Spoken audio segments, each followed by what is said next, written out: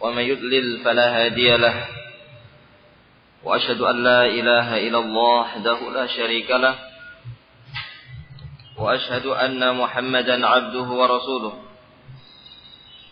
اللهم صل وسلم وبارك على نبينا المصطفى وعلى آله وأصحابه ومن تبعهم بإحسان إلى يوم الدين وسلم تسليما كثيرا. Ma'asyiral muslimin wal muslimat rahimani wa rahimakumullah. Insyaallah pembahasan kita pada kesempatan yang berbahagia ini berkaitan dengan masalah pendidikan anak atau pentingnya pendidikan anak. Kita angkat masalah ini sebetulnya ada kaitannya dengan pendidikan anak-anak kita di madrasah yang sedang kita rintis di kota kita, di tempat kita, yang semestinya ini pembahasan ini akan kita sampaikan kepada aulia uttalabah, kepada para wali santri, berkaitan dengan selesainya semester yang pertama di pendidikan anak-anak kita di madrasah di tempat kita ini. Namun kita jadikan pembahasan ini untuk kita sampaikan kepada ikhwah semuanya. Mudah-mudahan apa yang kita sampaikan nanti bermanfaat bagi diri kami pribadi dan juga kepada ikhwah semuanya.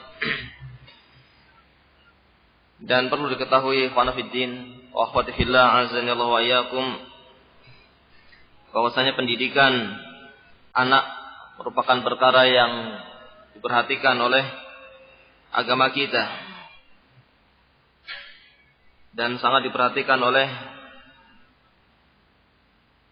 salafus saleh. Nabi SAW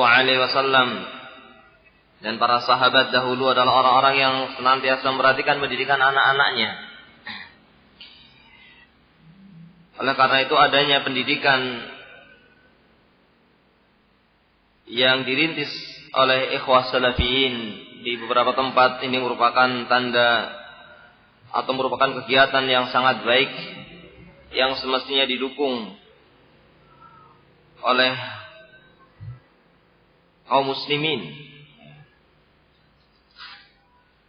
Terlebih di saat pendidikan yang sesuai dengan syariat Islam hampir tidak ada. Meskipun di sana banyak pendidikan-pendidikan yang mengatasnamakan pendidikan Islam, dari tingkat TK, ya, dari TK-nya sampai pada tingkat universitas mengatasnamakan Islam. Namun ternyata hanya nama saja. Tidak diajarkan di sana akidah yang benar. Tidak diajarkan sunnah-sunnah Nabi SAW. Bahkan diajarkan di sana pembahasan-pembahasan yang bertentangan dengan akidah dan pembahasan-pembahasan yang bertentangan dengan sunnah. Disampaikan bid'ah, diajarkan bid'ah kepada generasi muda kita. Maka dalam keadaan yang seperti ini, bisa jadi ini adalah perkara yang menjadi perkara yang fardu kifayah atau mungkin fardu ain, ya, bagi orang-orang yang memiliki kemampuan untuk ikut berpartisipasi dalam pendidikan anak-anak kaum muslimin. Sehingga menjalankan firman Allah Subhanahu wa taala, wa ta'awanu 'alal birri wat taqwa wa la ta'awanu 'alal itsmi wal 'udwan. Dalam rangka untuk menjalankan perintah Allah Subhanahu wa taala yang merintahkan kita untuk ta'awun, tolong menolong dalam perkara yang baik dan tidak tolong menolong dalam perkara yang jelek. semestinya bagi kita semuanya untuk mengerahkan, ikut membantu mengerahkan tenaga, pikiran sesuai dengan kemampuan masing-masing. Baik itu dengan hartanya, baik itu dengan arahan-arahannya, pandangan-pandangannya, ataupun dengan tenaganya, untuk ikut berperan di dalam terwujudnya pendidikan yang sesuai dengan syariat Islam di masyarakat kita. Karena sebagaimana kita ketahui bahwasanya pemuda, generasi muda itu merupakan tiangnya umat ini. Yang dengan generasi muda inilah akan datang nanti generasi yang baik. Akan diharapkan nanti datang generasi yang baik yang akan bermanfaat bagi orang tuanya dan juga bagi masyarakatnya. Oleh karena itu kita dapatkan di dalam Al-Quran perhatian yang sangat besar dari para nabi alaihi wassalatu wassalam terhadap pendidikan anak. Mereka mengharapkan dalam doa-doanya, mereka mengharapkan kepada Allah Subhanahu wa taala keturunan yang saleh. Bahkan mereka meminta kepada Allah Subhanahu wa taala sebelum dikaruniai anak. Sebelum dikaruniai anak, mereka sudah berdoa kepada Allah Subhanahu wa taala sebagaimana disebutkan dalam doanya Nabi Ibrahim. Beliau berdoa, "Rabbi habli minas shalihin." Ya Allah, ya Rabbku, karuniakanlah kepadaku anak-anak dan keturunan yang saleh. Begitu pula dalam doa yang lainnya, "Wajnubni wa baniya an na'budal asnam." Jauhkanlah aku dan anak-anakku dari beribadah kepada patung. Kemudian dalam doa yang lainnya, "Rabbi ja'alni muqimas shalah wa min dzurriyyati." Ya Allah, jadikanlah aku termasuk orang-orang yang menegakkan salat dan termasuk juga anak keturunanku. Begitu pula Nabi Ismail alaihissalam, beliau berdoa kepada Allah, "Rabbana waj'alna muslimaini laka wa min dzurriyyatina ummatan muslimatan lak." Ini doanya Nabi Ismail dengan Nabi Ibrahim. Doa berdua. Nah, ketika membangun Ka'bah, mereka berdoa kepada Allah Subhanahu wa taala, "Rabbana waj'alna muslimaini laka wa min dzurriyyatina ummatan muslimatan lak." Ya Rabb, kami jadikanlah kami berdua menjadi orang-orang yang menyerahkan diri kepada Engkau, menjadi orang-orang Islam. Dan juga anak-anak kami, keturunan kami, jadikanlah mereka semuanya adalah orang-orang yang menyerahkan dirinya kepada Engkau. Nah, begitu pula Nabi Zakaria alaihissalam. Beliau berdoa, "Rabbi habli min ladunka dzurriyyatan thayyibatan innaka sami'ud du'a." Ya Allah, berikanlah kepadaku keturunan dari sisimu, keturunan yang baik. Sesungguhnya Engkau Maha mendengar permohonan dari hamba-hambanya, permintaan dari hamba-hambanya. Ya. Ini perhatian para nabi akan keturunan yang baik. Mereka menginginkan keturunan yang baik sebelum datangnya keturunan. Maka setelah mereka dikaruniai oleh Allah Subhanahu wa taala keturunan, tentu saja perhatiannya semakin besar setelah sudah ada di hadapan dia keturunan yang itu merupakan karunia dari Allah Subhanahu wa taala. Nah, ya Allah karuniakan kepada mereka sebagaimana disebutkan dalam banyak ayat dalam Al-Qur'an, misalnya dikatakan, "Walaqad arsalna rusulan min qablika wa ja'alna lahum azwaja wa dzurriyyah." Dan sesungguhnya kami telah mengutus beberapa rasul sebelum engkau, wahai Muhammad sallallahu alaihi wasallam, dan kami memberikan kepada mereka istri-istri dan kami memberikan kepada mereka keturunan-keturunan. Allah mengaruniakan kepada para nabi istri-istri. Tidak hanya satu, istri-istri kalimatnya. Sehingga berkaitan dengan masalah ta'addud, ini adalah perkara yang memang sudah disyariatkan sejak dahulu, para nabi dahulu. Sehingga semestinya ini menjadi perkara yang tidak disalahpahami oleh kaum muslimin. Karena ini adalah syariat Allah Subhanahu wa taala. Yang tidak boleh bagi kaum muslimin untuk salah paham, apalagi kemudian berpandangan negatif terhadap apa yang telah Allah syariatkan sejak dahulu oleh sejak diturunkan sejak zaman Nabi dahulu sebelum diutusnya Rasulullah sallallahu alaihi wasallam.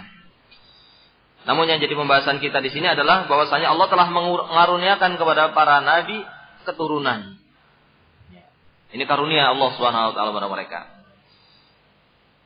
Maka setelah Allah berikan keturunan kepada para nabi, perhatian mereka tentu lebih besar lagi. Karena sebelum diberi saja sudah meminta keturunan yang baik. Maka setelah berada di hadapannya, maka perhatian mereka sangat besar kepada pendidikan anak-anak mereka. Disebutkan di antara wasiat Nabi Ibrahim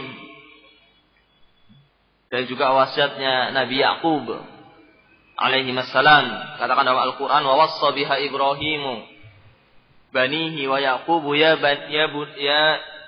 baniya innallaha astafa lakumuddin fala tamutunna illa wa antum muslimun. Mereka berwasiat, Nabi Ibrahim, wa wassa biha Ibrahimu banihi. Nabi Ibrahim berwasiat kepada anak-anaknya. Begitu pula wa Yaqubu ya bunayya, begitu pula Yaqub. Mereka mengatakan kepada anak-anaknya, ya baniya innallaha astafa lakumuddin. Sesungguhnya Allah Subhanahu wa taala telah memilihkan kepada engkau agama yang lurus. Fala tamutunna illa wa antum muslimun. Maka janganlah sekali-kali engkau meninggal kecuali dalam keadaan apa? Beragama Islam. Berada di atas agama yang lurus. Ini perhatian mereka besar kepada anak-anaknya sehingga berwasiat kepada anak-anaknya untuk berpegang kuat dengan agamanya, berpegang kuat dengan syariat Allah Subhanahu wa taala. Bahkan ketika wafatnya, menjelang wafatnya, untuk menenangkan hati mereka, para nabi berwasiat kepada putra-putranya. Dikatakan dalam Al-Quran, am kuntum syuhada'a idh hadara Ya'qub al-mautu idh qala li banihi ma ta'buduna min ba'di. Qalu na'budu ilahaka wa ilaha abaika Ibrahim wa Ismail wa Ishaqa ilaha wahida. Wa nahnu lahu muslimun. Tidakkah engkau menyaksikan ketika Ya'qub alaihissalam itu dalam keadaan hendak wafat saat sakaratul maut, menjelang sakaratul maut? Apa yang dilakukan oleh Nabi Ya'qub kepada putra-putranya? Nabi Ya'qub alaihissalam khawatir jangan-jangan nanti ketika meninggal dunia anak-anaknya kemudian menyimpang dari agama yang dibawa olehnya, yang diturunkan kepadanya. Maka dia berkata kepada anak-anaknya, idh qala li banihi, berkata kepada anak-anaknya, ma ta'buduna min ba'di? Apa yang akan kalian ibadahi setelah matiku, setelah aku wafat nanti? Maka anak-anaknya pun menjawab, qalu na'budu ilahaka wa ilaha abaika Ibrahim. Kami akan beribadah kepada sesembahanmu dan sesembahan bapak-bapakmu, sesembahan Ibrahim wa Ismail wa Ishaq, ilaha wahida, sebagai sesembahan yang satu. Wa nahnu lahu muslimun, dan kami akan menyerahkan diri kepada Allah Subhanahu wa taala. Ini semuanya menunjukkan tentang perhatian yang besar dari para nabi terhadap pendidikan.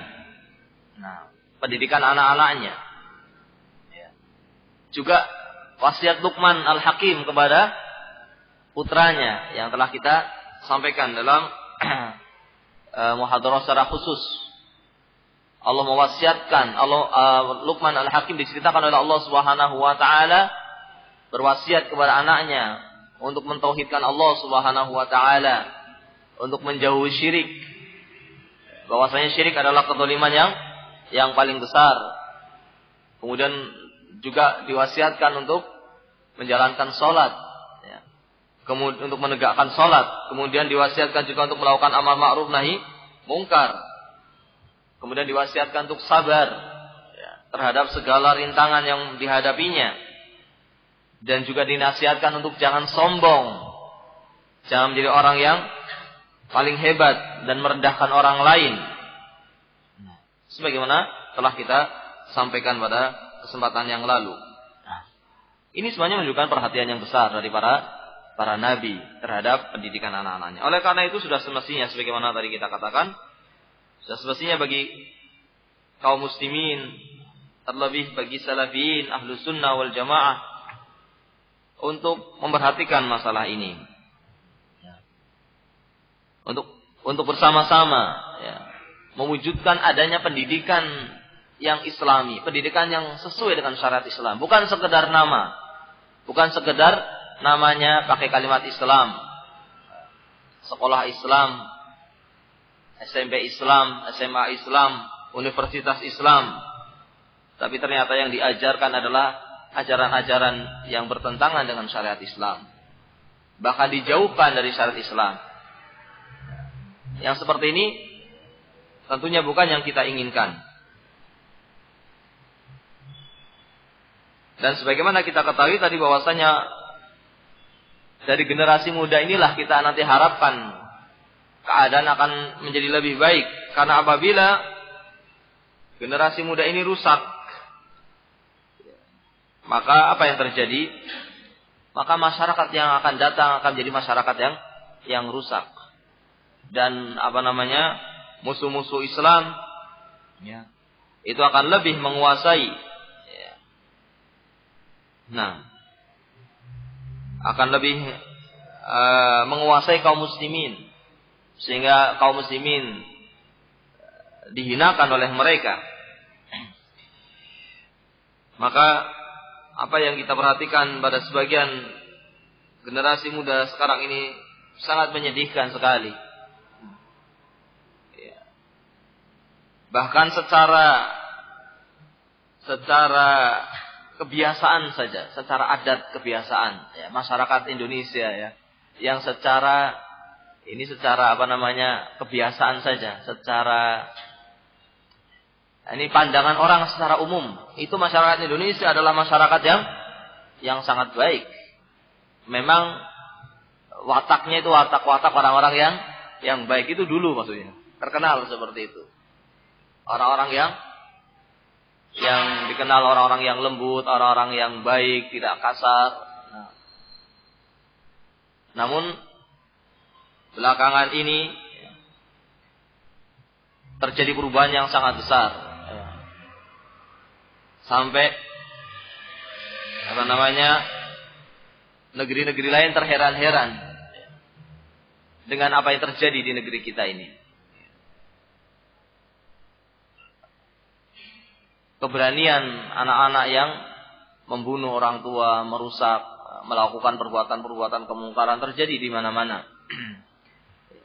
Padahal asalnya itu nampaknya mereka adalah orang-orang yang yang pendiam, tidak banyak ulah.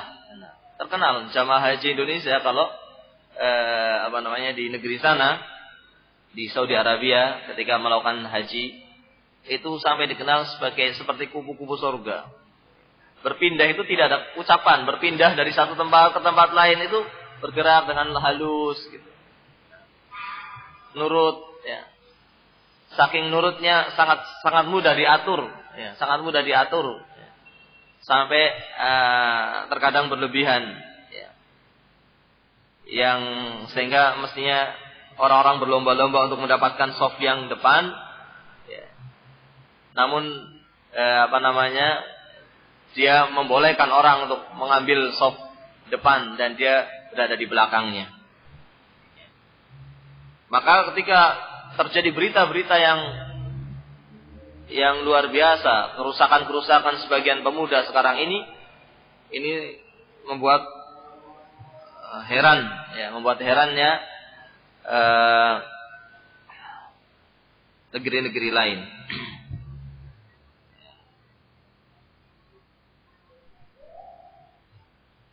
Akhwana fid din, azanallahu wa iyyakum.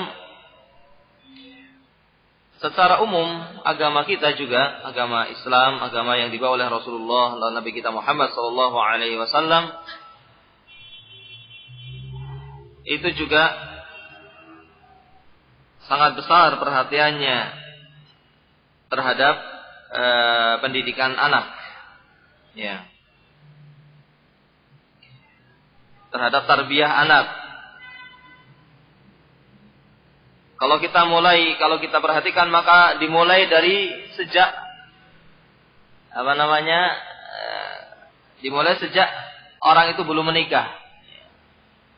Maka agama kita memerintahkan kepada umatnya untuk mencari calon yang baik,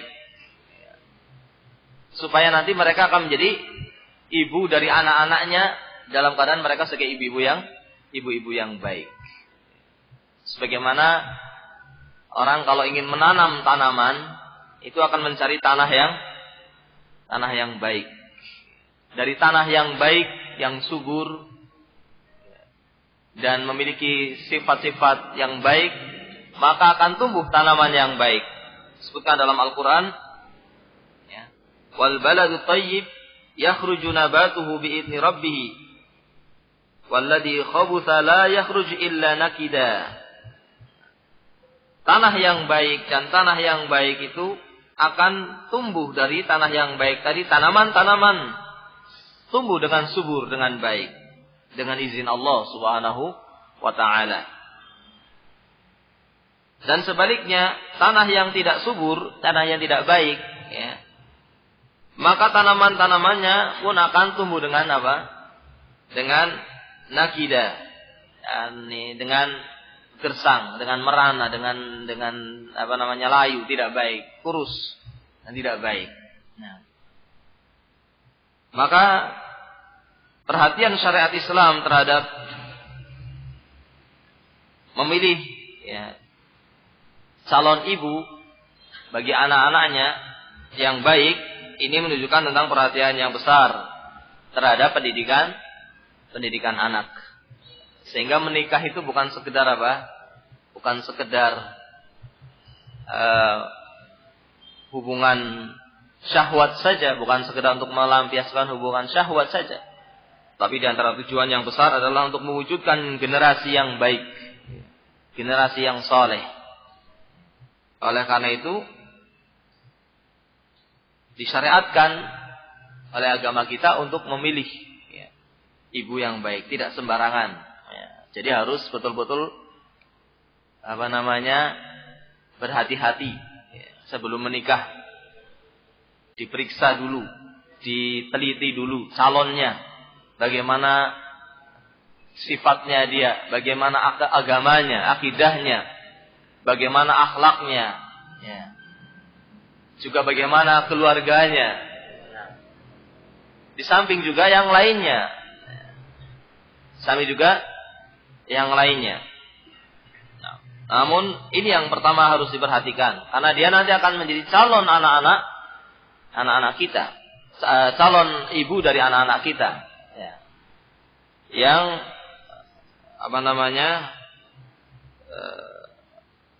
seorang ibu akan banyak berinteraksi dengan anak, sebagaimana kita ketahui.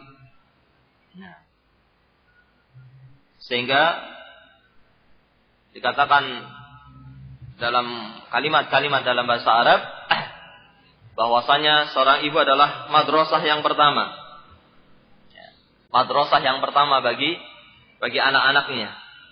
Nah, dan dari madrasah yang pertama ini nanti akan muncul anak-anak yang baik, dan kemudian akan muncul generasi yang baik, dan akan muncul masyarakat yang baik.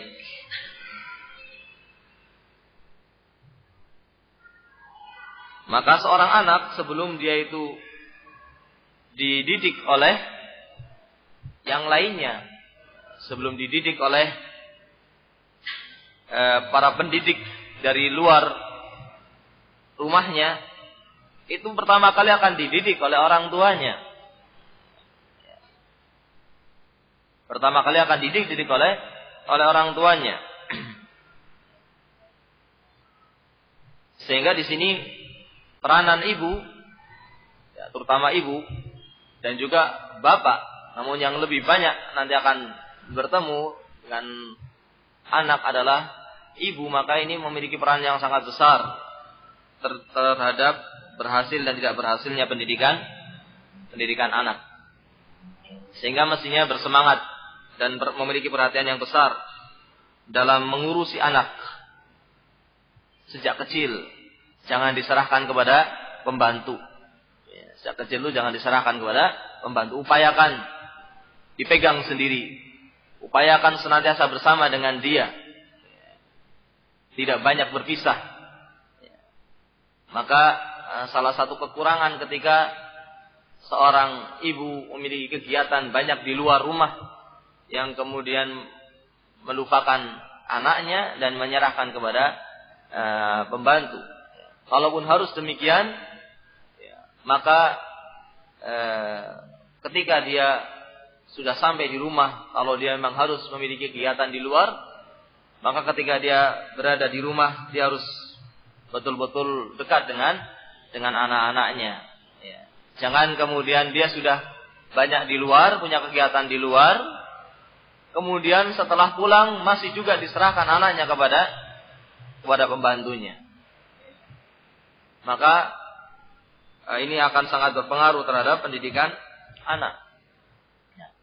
Dan ibu harus memiliki sifat kasih sayang yang besar kepada anak.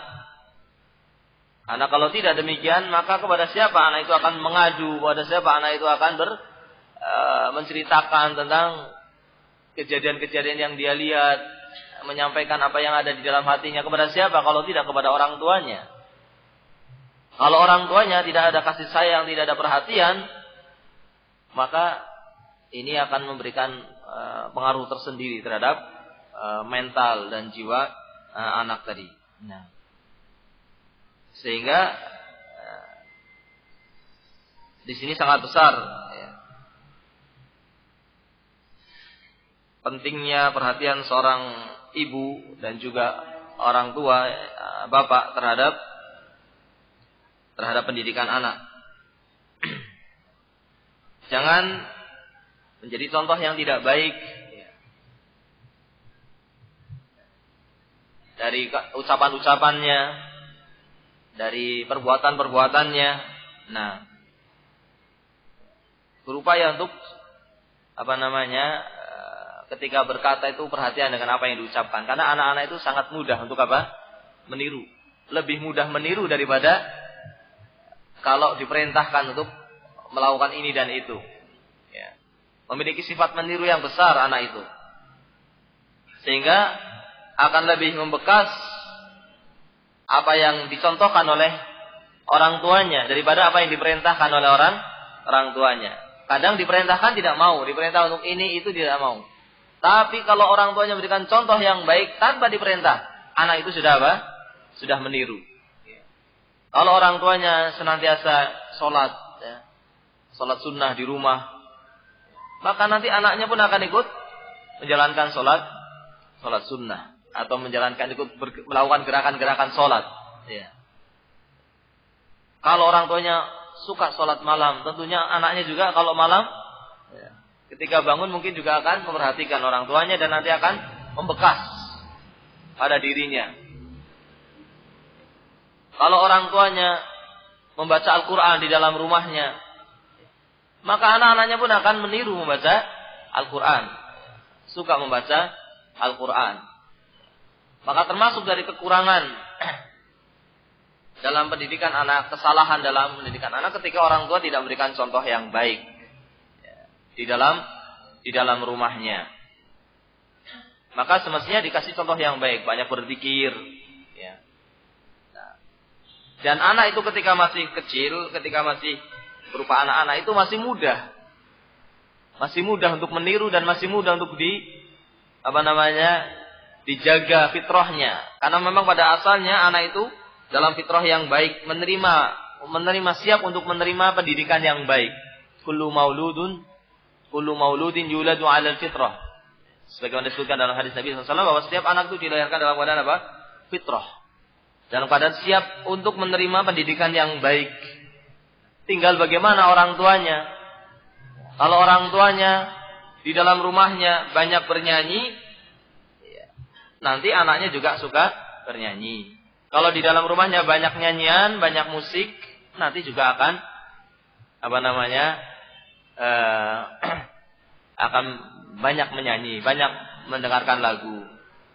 Kalau di rumahnya ada tontonan-tontonan yang tidak baik, ya anak nanti akan meniru.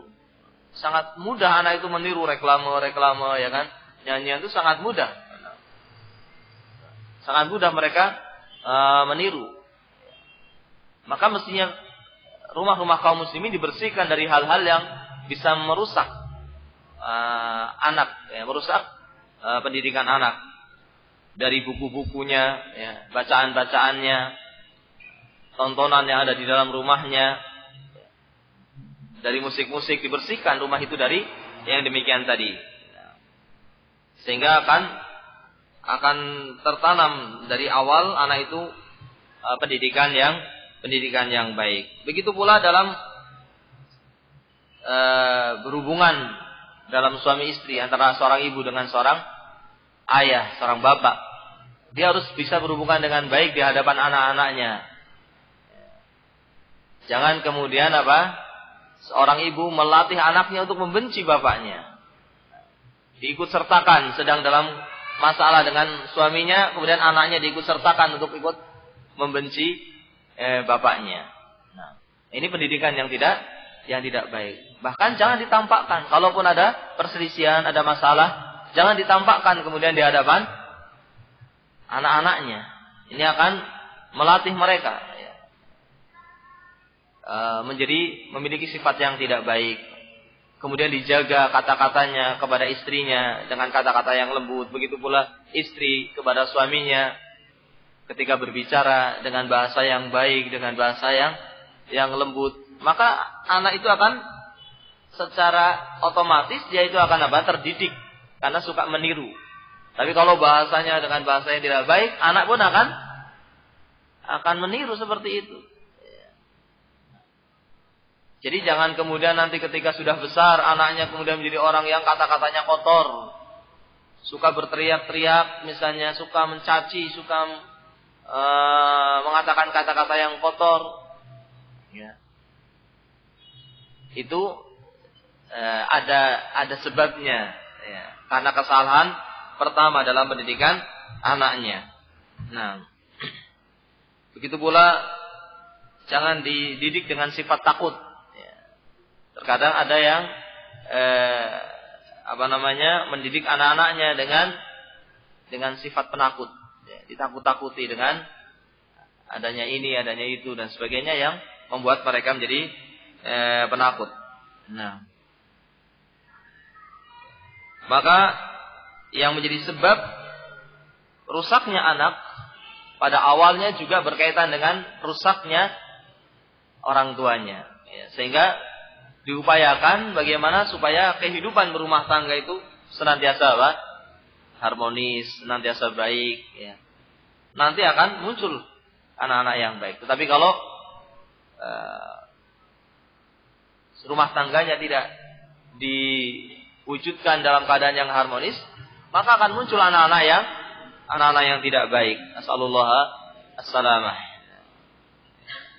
Dan kalau kita perhatikan banyak kerusakan anak karena sebab terjadinya perceraian antara suami istri, ya. Kemudian berpengaruh kepada jiwa anak tadi, ya.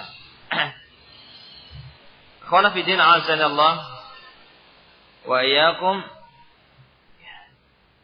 Maka yang pertama, perhatian besar agama kita kepada pendidikan anak diwujudkan, ditampakkan, ya, ditunjukkan dalam memilih ibu yang baik yang disyariatkan dalam agama kita.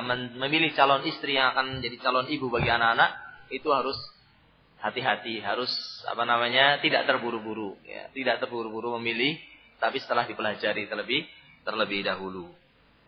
Nah, kemudian juga ketika sudah menikah,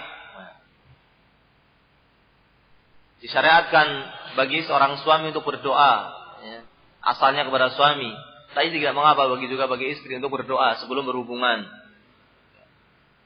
Kemudian juga berkaitan dengan menyusui, ya, setelah punya anak, ya, sebelum punya anak, ya, maka ketika sebelum berhubungan suami istri disyaratkan untuk berdoa. Ini menunjukkan tentang apa?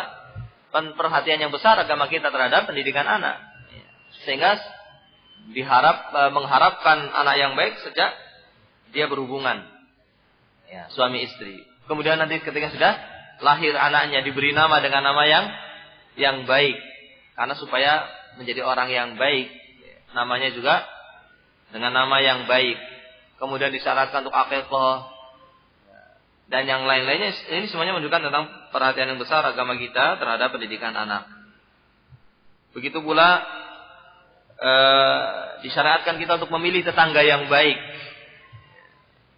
Ini juga karena ada kaitannya juga dengan apa? Dengan pendidikan anak. Ya, kalau tetangganya tidak baik, maka anak-anak juga akan mencontoh, ya. Karena setelah pendidikan di dalam rumah, yang akan berpengaruh nanti pendidikan di luar rumah, di masyarakatnya, dimulai dari tetangganya. Maka di antara kebahagiaan yang didapatkan oleh seseorang itu kalau memiliki tetangga yang baik.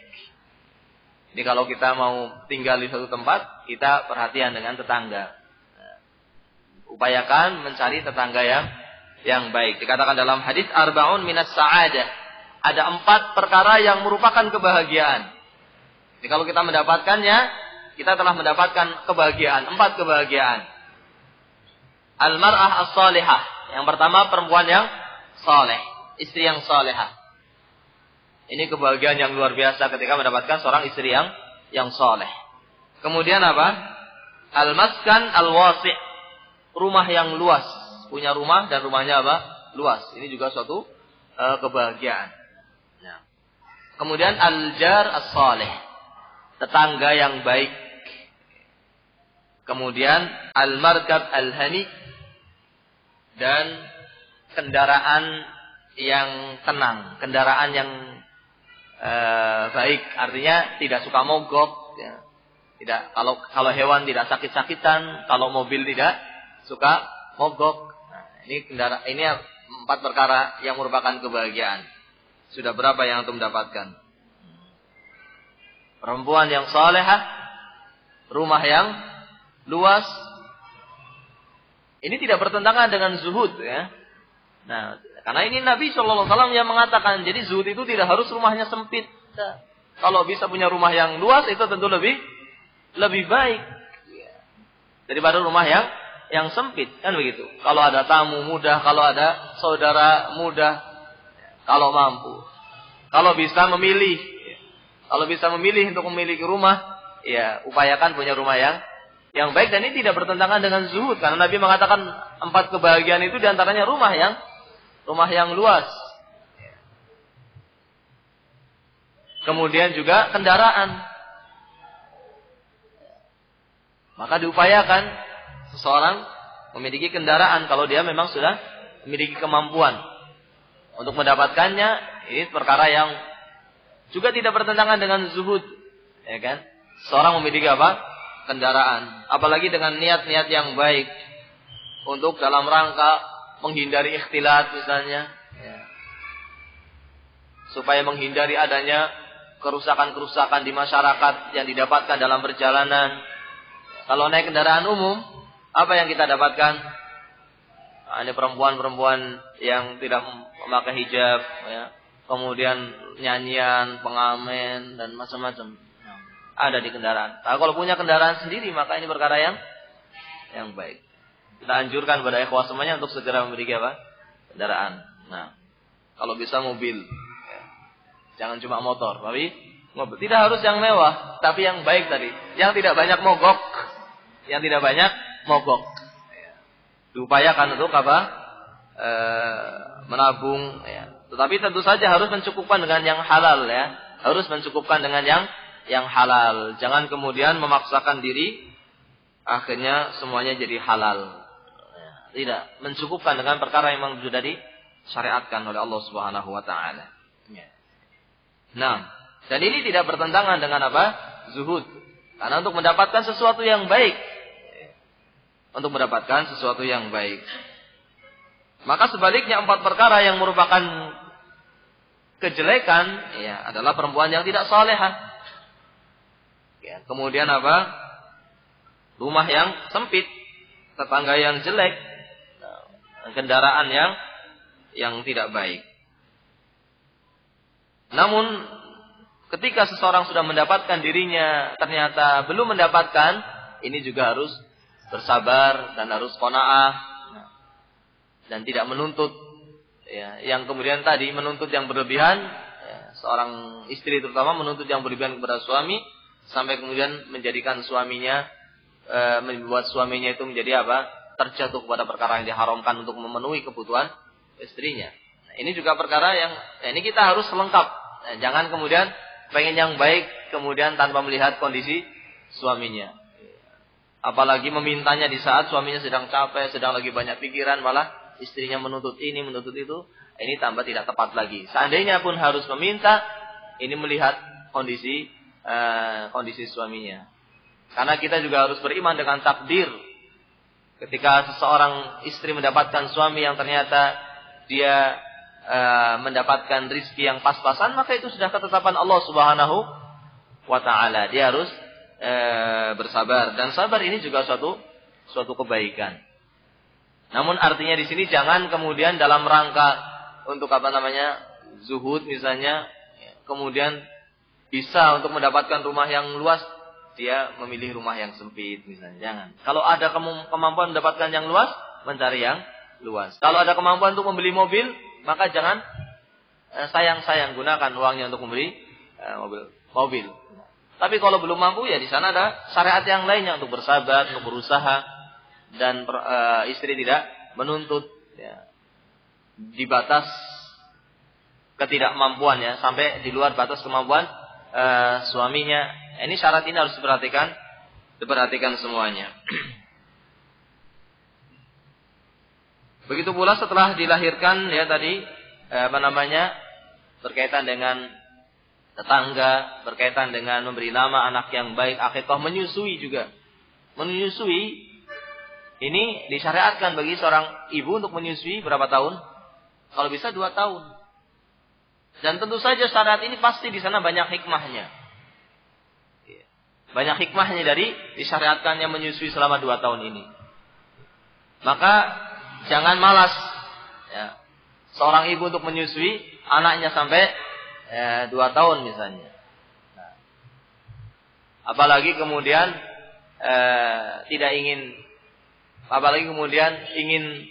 ingin menyakiti suaminya misalnya. Padahal dia mampu menyusui, tapi dia marah kepada suaminya, biar anaknya tidak usah saya susui, biar dia beli susu, ya. Susu susu SKM atau yang lainnya untuk karena marah kepada suaminya. Ya. Marah-marah suaminya, kemudian dia tidak mau menyusui anaknya, sehingga biar suaminya berat, ingin memberatkan suaminya, sehingga tidak mau menyusui anaknya. Ini akan berpengaruh terhadap keadaan kejiwaan anak. Ya. Anak yang disusui dengan susu ibu dengan anak yang disusui dengan susu SGM itu lain. Bisa lain keadaannya. Semuanya di tangan Allah Subhanahu wa taala. Tapi kita yakin bahwasanya syariat ini pasti baik akibatnya. Syariat ini memerintahkan atau mensyariatkan kepada ibu untuk menyusui 2 tahun. Pasti di sana ada hikmah-hikmah ya, yang banyak, yang sebagian kita tidak mengetahuinya. Oleh karena itu seorang ibu harus bersabar ya. Bersabar untuk menyusui anaknya ya.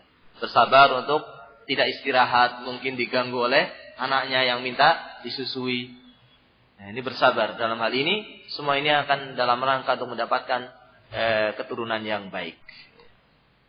Lalu apa sih faedahnya orang itu kalau memiliki keturunan yang baik? Banyak faedahnya. Yang pertama, ini merupakan kewajiban. Sebagaimana kita sebutkan, ini amanah. Anak itu adalah, di samping dia adalah pemberian dari Allah Subhanahu wa taala, anak juga merupakan amanah yang kita nanti akan dimintai pertanggungan jawabannya di hadapan Allah Subhanahu wa taala. Dikatakan dalam Al-Qur'an, Allah memerintahkan kepada orang-orang beriman, ya ayyuhalladzina amanu qu anfusakum wa ahlikum nar.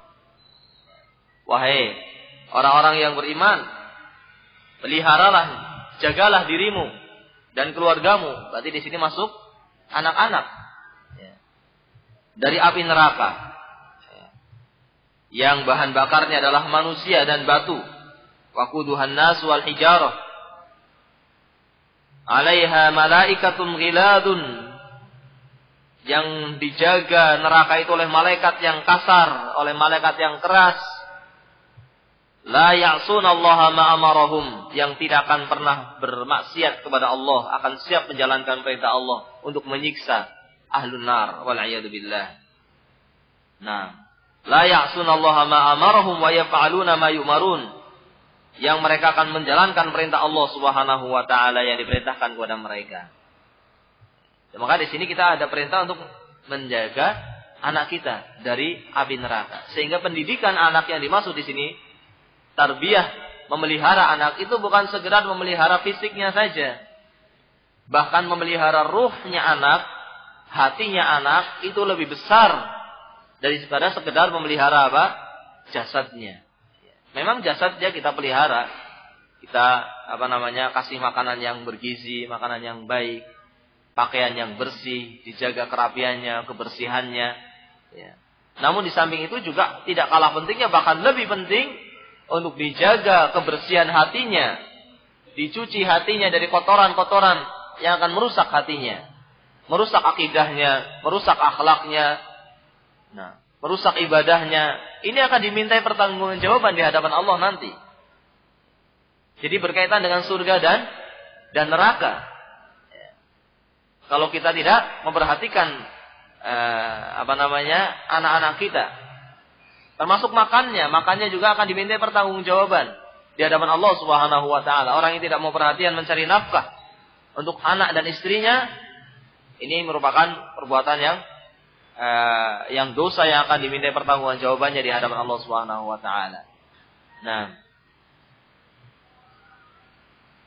begitu pula disebutkan dalam hadis, kullukum ra'in wa kullukum mas'ulun an ra'iyatihi. Setiap kalian adalah pemimpin yang nanti akan dimintai pertanggungjawaban dari apa yang kalian pimpin. Jadi anak ini merupakan amanah. Oleh karena itu kita perhatian yang besar kepada pendidikan anak, kepada pemeliharaan anak, memelihara fisiknya, terus apalagi ruhnya, hatinya. Di samping itu juga, apabila anak kita menjadi anak-anak yang baik, anak-anak yang soleh, maka pun kita akan mendapatkan buahnya. Kita akan mendapatkan buah nanti di akhirat. Sebagaimana disebutkan dalam firman Allah Subhanahu wa taala, ya. Walladzina amanu wattaba'athum dzurriyyatuhum biimanin alhaqna bihim dzurriyyatahum. Orang-orang yang beriman yang kemudian diikuti oleh keturunannya, anak-anaknya juga menjadi orang-orang yang beriman, maka akan kami kumpulkan mereka di surga. Ya. Nah, maka baiknya pendidikan anak itu akan menjadi sebab kebaikan bagi orang tuanya. Ketika di akhirat nanti akan dikumpulkan. Di surga nanti akan dikumpulkan. Sehingga kalau anaknya lebih banyak amal solehnya, orang tuanya kalah dengan anaknya dalam amal solehnya, bisa jadi dinaikkan bersama dengan anaknya. Atau sebaliknya, orang tuanya lebih baik, anaknya kurang, akan dikumpulkan bersama dengan orang tuanya. Nah, sehingga di sini sangat besar manfaatnya pendidikan yang baik bagi anak, nanti akan dirasakan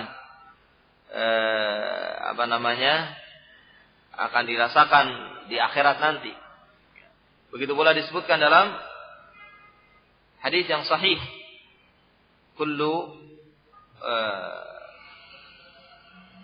idza mata an-nas inqata'a 'amaluhu illa min salat. Apabila seorang itu meninggal, manusia itu meninggal, akan terputus amalannya kecuali 3 yang akan terus mengalir, tidak terputus. Akan terus dia rasakan. Di antaranya adalah apa? Anak yang soleh. Anak yang soleh yang akan mendoakan orang tuanya. Nah, akan bermanfaat di akhiratnya. Begitu pula disebutkan dalam hadis, inna rajul la turfa'u darajatuhu fil jannah fayaqulu anna hadha. Nanti pada hari kiamat itu ada seorang yang dinaikkan derajatnya di surga. Di surga dinaikkan derajatnya. Sehingga heran orang tadi, loh, saya kok jadi naik derajat saya, kok saya kemudian diangkat derajatnya di surga, dinaikkan pada tingkatan yang berikutnya di surga. Padahal semestinya amalannya itu hanya mendapatkan surga yang sedang dia tempati, tapi kemudian tanpa tahu sebabnya dia dinaikkan pada surga yang lebih di atasnya lagi.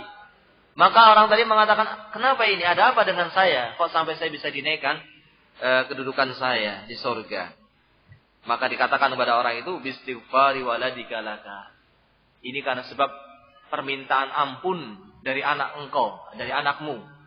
Ya, meminta ampun kepada Allah Subhanahu wa ta'ala untuk orang tuanya.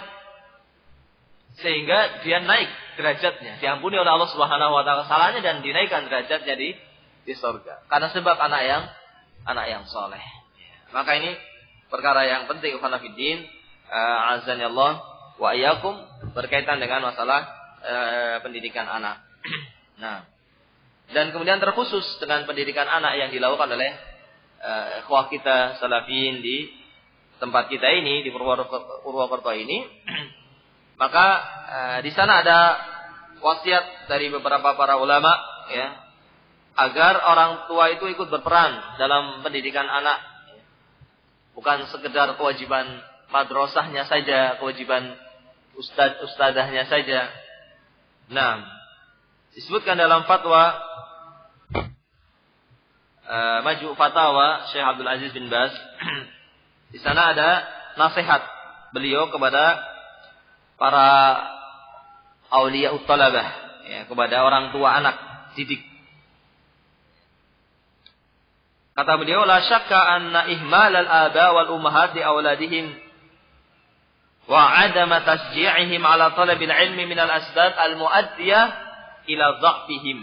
Tidak diragukan lagi bahwasanya tidak perhatiannya bapak dan ibu, tidak perhatiannya orang tua terhadap anak-anaknya, dan tidak ada dorongan orang tua kepada anak-anaknya dalam menuntut ilmu, ini merupakan sebab-sebab yang membuat lemahnya dan rusaknya mereka. Sehingga di sini dinasihatkan kepada orang tua tidak hanya menyerahkan anaknya ke madrasah, selesai urusan dia. Tidak. Diserahkan di pondok, sudah selesai beban dia. Nah, tidak pernah dihubungi, tidak pernah diperhatikan perkembangannya. Nah, belum selesai. Ini kewajiban dia. Kewajiban yang nanti akan dimintai pertanggungjawaban di hadapan Allah Subhanahu wa ta'ala. Dan keberhasilan pendidikan anaknya juga ada kaitannya dengan perhatian orang tua. Meskipun sudah ditaruh di madrasah, sudah ditaruh di ma'had, ini orang tua mestinya memiliki perhatian juga. Memberikan semangat, dorongan dalam menuntut ilmu, dalam belajar. Macam-macam dorongan itu dengan pujian, ya, diberi pujian. Ketika berhasil, ya, didoakan, mungkin diberi hadiah, berupa dorongan-dorongan atau yang lainnya, dorongan-dorongan supaya anak itu senang, bersemangat dalam apa? Dalam belajar. Dan harus sabar. Harus sabar dalam mendorong anak atau meminta anak untuk belajar. Nah, dan dimulai dengan lembut, dengan cara yang lembut, dengan cara yang baik. Karena kalau dengan cara kasar, ya ini biasanya tidak lebih baik akibatnya. Nanti orang tuanya sudah dicap jelek dulu sama anaknya. Kalau sudah dapat cap jelek, wah ini repot. Nah, kalau sudah dapat cap, anak orang tuanya itu orang tua yang jelek, dicap oleh anaknya. Bagi orang tua yang zalim, yang banyak menyakiti dia, sudah tercap seperti itu pada anaknya, maka usaha-usaha yang lainnya bisa rapuh. Nasihat tidak bermanfaat, anjuran tidak akan didengar oleh anak. Ketika dia memulai dengan cara yang apa? Yang kasar. Dengan cara yang tidak lembut. Maka Nabi diperintahkan oleh Allah Subhanahu wa taala, "Fa bima rahmatin minallahi linta lahum." Dan karena rahmat Allah kepadamu, maka lemah lembutlah engkau kepada mereka, kepada umatmu. Nabi diperintahkan untuk lembut kepada umatnya. Nah, maka di sini sebagaimana tadi kita katakan, lebih banyak memberikan contoh, ya. Memberikan arahan dengan lembut dan tidak terburu-buru emosi, tidak memukul, tidak kemudian melampiaskan emosinya saat marah. Jangan. Pernah disebutkan kalau tidak salah di dalam asar ada seorang sahabat yang memukul budaknya, kalau tidak salah budaknya. Dipukul karena berbuat kesalahan. Dipukul ketika diingatkan oleh Nabi, "Ya fulan, jangan seperti itu." Tapi lagi emosi, terus dipukul terus. Sampai setelah puas melihat ternyata yang mengingatkan tadi adalah siapa? Rasulullah sallallahu alaihi wasallam. Baru dia menyesal. "Saya tidak tahu kalau yang mengingatkan adalah engkau, wahai Rasulullah sallallahu alaihi wasallam." Kemudian Rasulullah mengatakan, "Allah mampu untuk berbuat seperti ini kepada engkau." Iya. Allah mampu untuk mendolimi. Allah mampu untuk melakukan apa saja yang Allah kehendaki kepada hambanya. Bukan mendolimi, tapi mampu untuk melakukan apa yang Allah kehendaki. Menghukum hamba-hambanya. Allah mampu. Maka jangan merasa merasa kuat, merasa bisa melakukan apa saja, kemudian diperlakukan anaknya dengan perlakuan yang kasar, yang keras, yang tidak baik. Maka di sini perlu ini menjadi perhatian bagi kita. Dan Nabi SAW mengingatkan kepada kita untuk memiliki sifat jangan mudah marah atau jangan melampiaskan kemarahan saat sedang marah, jangan melampiaskan dengan hukuman pada saat marah. Ya. Begitu pula para pendidik di sekolah. Jangan langsung marah, jangan kemudian menggunakan cara keras. Tapi upayakan dengan cara yang lembut, dengan cara yang baik, dengan penuh kesabaran. Maka kata Syekh, wajib bagi orang tua untuk ikut mendorong anak-anaknya dalam menuntut ilmu.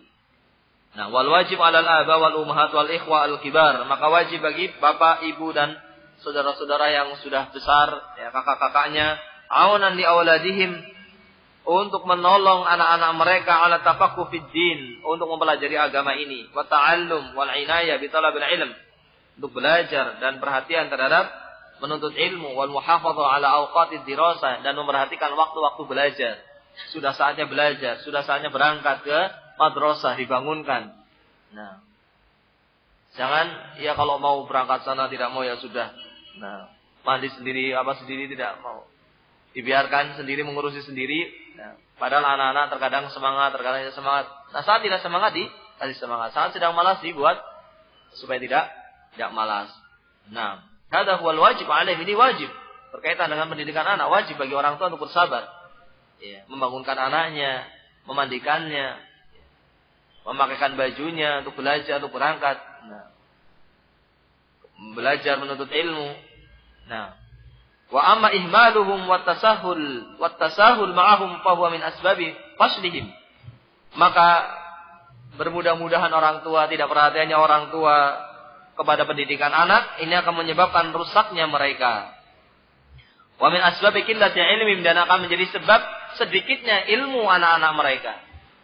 Menjadi sedikit ilmunya, sedikit hafalannya, sedikit pengetahuannya tentang ajaran Islam. Nah, dan akan menjadi sebab malasnya mereka. Anak-anak menjadi malas karena orang tuanya tidak memberikan dorongan. Nah, maka di sini wajib bagi orang tua, ibu-ibu, bapak-bapak untuk mendidik anak-anaknya supaya tidak menyelisihi waktu belajar, saatnya belajar. Nah, saatnya ke madrasah. Nah. Dan tidak bermudah-mudahan dalam masalah ini. Dan untuk memberikan dorongan, ya. Dan menjaga waktu-waktu belajar mereka. Begitu pula waktu-waktu sholat. Ketika sudah berumur 7 tahun diperintahkan untuk sholat. Ya. Dijaga waktu-waktunya juga untuk sholat. Nah, termasuk sholat subuh. Tidak usah tidak usah kasihan. Anak kasihan kalau tidak sholat. Jangan kasihan kalau sholat. Kasihan karena sedang tidur, dibangunkan untuk jalankan sholat. Nah, ini wajib bagi orang tua. Kemudian juga Syekh Shalih Al-Fauzan, hafizahullahu ta'ala, beliau juga mengingatkan berkaitan dengan masalah pendidikan anak di madrasah. Di antaranya, di samping juga perhatian sebagaimana tadi memberikan dorongan, orang tua juga mencari pendidikan yang baik untuk anak-anaknya. Jangan asal menyekolahkan anak-anaknya sehingga mendapatkan pendidikan yang tidak baik, mendapatkan guru yang tidak baik. Dikatakan dalam asar bahwasanya agama ini adalah bahwasanya ilmu ini adalah agama. Ilmu adalah agama. Maka lihatlah dari siapa kalian mengambil agama kalian.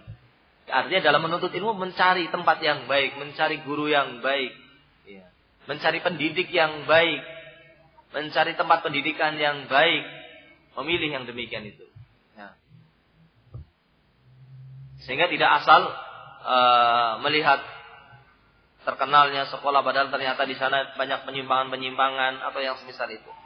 Nah, tapi melihat bagaimana akidah gurunya, akhlak gurunya, manhaj gurunya, agama gurunya, bagaimana manhaj pendidikan di madrasah tersebut, di ma'had tersebut, dilihat. Karena dikatakan inna hadzal ilma dinun, ilmu ini adalah agama. Fanzuru amman ta'khuduna dinakum, maka lihatlah dari siapa kalian mengambil agama kalian. Jadi memilih-milih guru, memilih-milih belajar kepada orang yang baik. Ini sifat yang baik, bukan hizbiyah. Ini bukan mengelompok-kelompokkan orang, bukan. Tapi ini dalam rangka untuk pendidikan yang baik. Dia kecuali kalau ada yang baik atau sama-sama baik, kemudian dia tidak maunya hanya kepada si fulan saja, si A saja. Padahal si B juga baik dan dia juga ahlus sunnah wal jamaah, tapi dia tidak maunya sama si fulan saja, yang didengarkan hanya ucapan fulan saja. Pokoknya apa yang diucapkan oleh si fulan itu pasti dia terima, baik benar atau tidak benar. Nah, ini bisa terjatuh kepada apa? Hizbiyah kalau seperti ini. Tapi kalau memilih-milih, mau mencari yang baik, ini yang manhajnya benar, ini akidahnya benar, ya itu seperti itu bukan hizbiyah. Itu bukan mengelompok-kelompokkan orang dalam artian hizbiyah, tetapi ini dalam rangka mencari ilmu, dalam rangka memperbaiki agama sehingga tidak salah dalam menuntut ilmu. Nah, maka di sini seorang orang tua memilih madrasah yang baik, tempat pendidikan yang baik, guru-guru yang baik. Apabila mendapatkan ada guru yang tidak baik, dia segera meminta kepada yang bertanggung jawab. Yang dalam pendidikan itu siapa yang bertanggung jawab, ini gurunya punya akhlak yang tidak baik, pendidik yang tidak baik, laporkan kepada pimpinan pendidikannya yang memimpin pendidikan di tempat tersebut siapa. Laporkan supaya jangan sampai anaknya dididik oleh guru yang tidak baik. Ini punya kewajiban juga dalam rangka kerjasama antara orang tua dengan madrasah. Maka orang tua melihat juga bagaimana keadaan guru-gurunya. Nah, sehingga ketika ada kesalahan, ada penyimpangan-penyimpangan yang terjadi pada para pengajar, ini tidak akan kemudian dilakukan atau ditiru oleh anak-anaknya. Sehingga dilaporkan kepada yang berkepentingan, yang punya tanggung jawab dalam masalah tersebut. Sehingga terjadi ta'awun, terjadi kerjasama yang baik antara dia dengan pendidikan, dengan madrasahnya, dengan guru-guru yang mendidik anak-anaknya. Ini mungkin beberapa hal, masih banyak sebetulnya. Mungkin akan kita lanjutkan dalam pertemuan yang lain, pada pertemuan yang berikut, yang lainnya masalah ini, karena pembahasannya juga cukup panjang. Namun pada kesempatan yang berbahagia ini kita cukupkan sampai sekian dulu. Wallahu taala a'lam bishawab. Mudah-mudahan apa yang kita sampaikan bermanfaat. Subhanakallahumma wa bihamdika asyhadu an la ilaha illa anta astaghfiruka wa atubu ilaik. Assalamualaikum warahmatullahi wabarakatuh.